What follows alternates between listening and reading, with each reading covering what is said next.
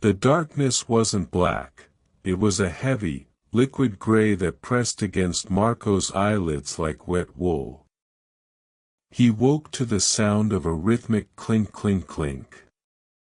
It was the sound of a metal wrench hitting a pipe, regular, mechanical, and patient. Then came the pain. A sharp, jagged heat flared in his side as he shifted, signaling a rib that had decided to part ways with its neighbors. "Breathe, Marco," he whispered. His voice sounded like sandpaper on glass. The helmet's HUD flickered to life, bathing the cramped crawlspace in a sickly neon blue. Oxygen, 14% depth, 26,400 foot status, critical. He was in maintenance duct 4B. Above him, millions of tons of seawater were trying to get in, held back by titanium alloy that was currently screaming. The thrumming of the maw, the deep, subsonic heartbeat of the station, vibrated through his suit, making his teeth ache. "Marco? Is that you? I've got the bypass valve open, just come to the airlock, buddy." The voice came through the external comms. It was Sarah, the chief medic. Marco felt a surge of relief that lasted exactly 2 seconds, until he remembered he had watched Sarah's escape pod implode 6 hours ago. The voice on the comms wasn't Sarah. It was a recording. But as the sentence ended, the pitch shifted.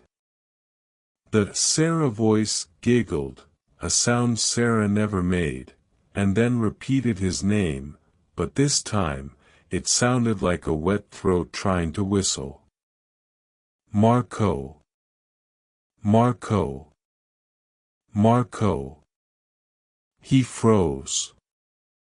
The clink clink clink stopped. He looked at his wrist-mounted depth meter. The numbers began to tumble. 26,402, 26,410. 26,425. He wasn't moving, but the floor was sinking. Or the station was being pulled.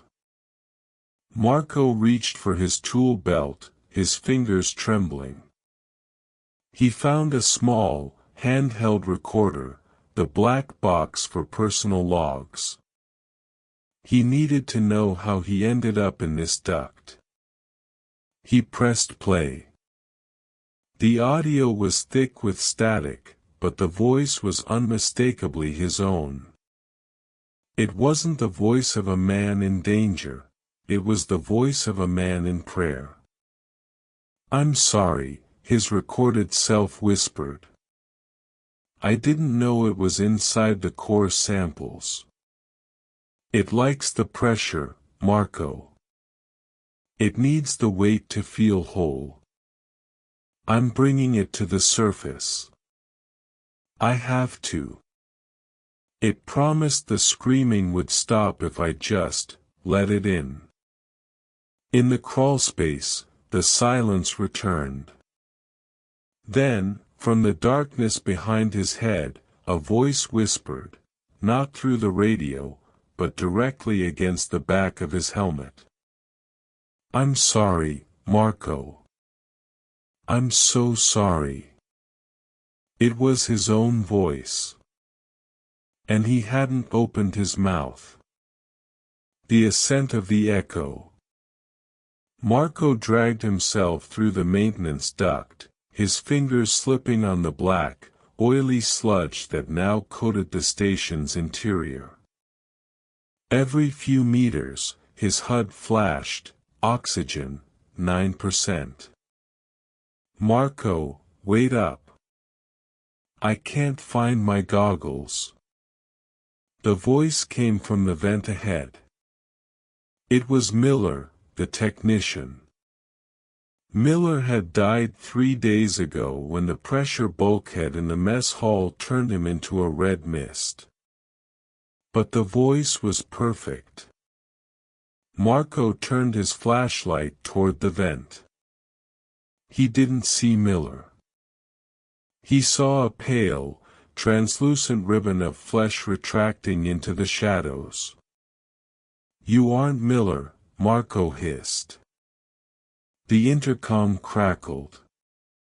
The Miller voice warped, stretching until it became a low, guttural vibration. "Not Miller, want more of you." The hallucination. As he reached the central hub, the nitrogen narcosis, the shadow bends, began to take hold. He saw a doorway leading to a sunlit park in London. He could almost smell the rain on the grass. He stepped toward it. Cling. His depth meter hit the deck. The sound snapped him back. There was no park. He was standing at the edge of a shattered catwalk. One more step and he would have fallen into the abyss. "I'm not sinking," Marco whispered. "Something is pulling us down." The black box. He reached the primary escape pod. As he fumbled with his ID chip, the personal recorder fell and hit play again. "I'm bringing it to the surface." It promised the screaming would stop if I just let it in. Marco froze. He looked at his own hands. Under the translucent skin of his wrists, something black and oily was moving. He hadn't survived the collapse. He had been repaired by the thing in the dark. The choice. The escape pod hissed open. Destination, surface. Estimated travel time, 10 minutes. If he launched, the entity inside him would reach the world of light. Suddenly, the intercoms erupted. Hundreds of voices, everyone he had ever known, began to sing a horrific lullaby. "Let us up, Marco. We want to see the sun." Marco looked at the manual scuttle switch. If he pulled it, the reactor would vaporize everything. His HUD flickered, oxygen, 1%.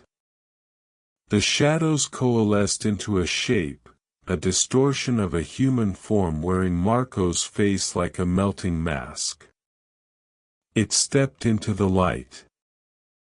"I'm sorry," Marco whispered, his voice overlapping with the monster's own apology.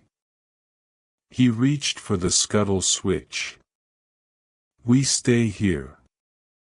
As his fingers closed around the lever, the monster simply smiled with his own mouth and whispered. "But Marco, you already sent the first pod up an hour ago. Don't you remember?" Outside the viewport, a single light was rising rapidly toward the surface. Marco screamed as the reactor detonated, but the only sound left in the deep was the laughter of a man who was no longer human. Second story. The silence of Blackwood National Forest didn't just feel like the absence of sound. It felt like a physical weight pressing against the cabin walls. When the solar flare hit, the high-tech hum of the Solitude pod died instantly. The monitors flickered, hissed, and went black. John sat in the sudden, suffocating dark, lit only by the pale, silver glow of a hunter's moon spilling through the reinforced glass. Then came the knock. Thud. Thud. Thud. John gripped his flashlight, the beam cutting through the frost on the window. Outside, standing on the porch, was a man. He wore a red flannel shirt, heavy canvas trousers, and held a splitting axe in his left hand. John dropped the light. The man outside didn't flinch. The man outside had John's face. The mirror in the woods. By the third day, the other John had moved from the porch to a spot exactly 50 feet into the tree line. It was a statuesque nightmare. John tried to eat a tin of cold beans. 50 feet away, the creature raised an invisible spoon to its mouth.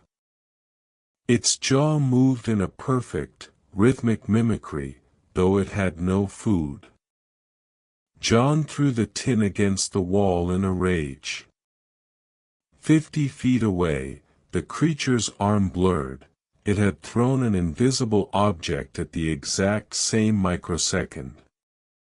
No, John realized with a jolt of terror, it had thrown it before him. The cabin was freezing. The electric heaters were dead metal boxes. John needed wood. He stepped onto the porch, his breath blooming in the air. The other John stepped forward too. John moved left, the creature moved right, mirroring him perfectly. It was a wall of flesh and flannel. Every time John tried to bypass it, the creature was already there, blocking the path with a terrifying, silent precision.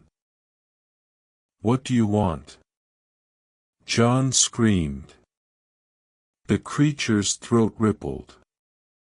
A voice came out, John's voice, but layered with the sound of snapping dry leaves. "I want to remember how the birthday cake tasted. The one your mother made when you were 6. The blue frosting, John. It stayed on your teeth for days." John fell back into the cabin.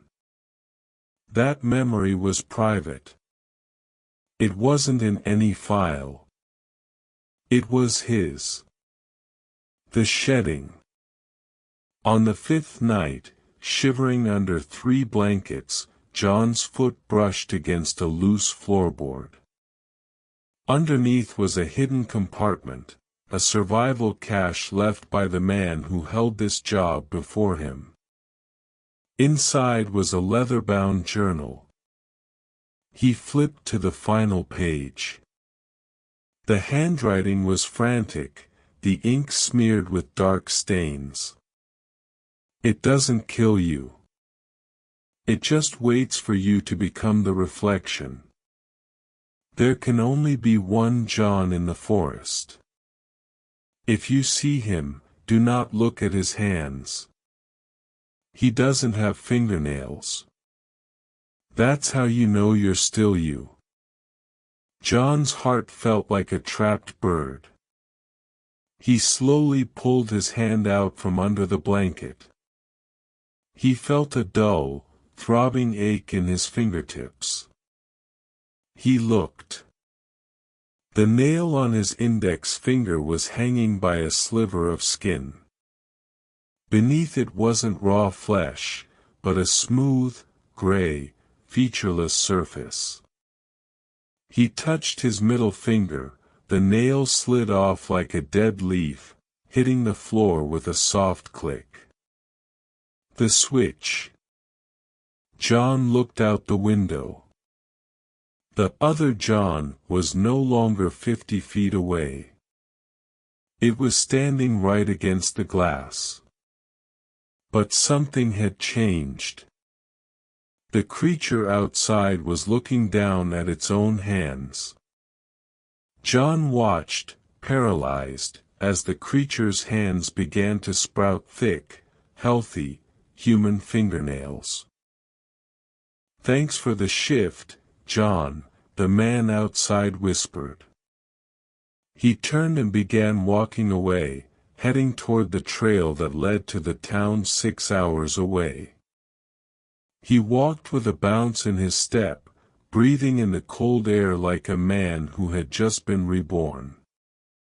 Inside the cabin, that John left behind tried to scream, but his mouth wouldn't open. He tried to move, but he found himself simply standing still, his body locking into a rigid, upright position. He looked at his hands. They were now perfectly smooth, gray, and hollow.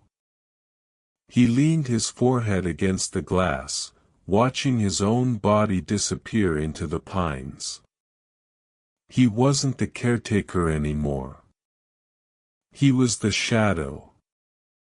And he would stay there, 50 feet from the cabin, waiting for the next John to arrive.